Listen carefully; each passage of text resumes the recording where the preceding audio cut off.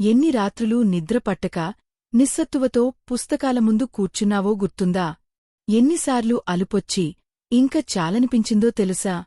ఒక పరీక్షలో తప్పి, ఒక ప్రాజెక్ట్లో వెనుకబడి, ఒక ప్రయత్నంలో ఓడిపోయినప్పుడు నా శ్రమ అంతా వృథానేనా అని నిన్ను నువ్వు ప్రశ్నించుకున్నా కదా? ఈ లోకం నీకు కనిపించే ఫలితాన్ని మాత్రమే చూస్తుంది. కాని నీ కంటికి కనపడని ఒక అద్భుతం జరుగుతుంది. ప్రతి అడుగులో, ప్రతి ప్రయత్నంలో, ప్రతి ఓటమిలో నీవు పడుతున్న కష్టం, అది ఒక బీజంలాంటిది. ఇప్పుడు నేల లోపల దాగి ఉండొచ్చు.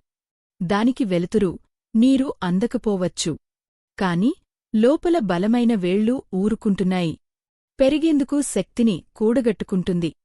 నీ కష్టం ఎప్పటికీ వృధా కాదు. అది వ్యర్థమైన చెమట చుక్క కాదు. ప్రతి చుక్క నీ భవిష్యత్తుకు ఒక బలిదానం.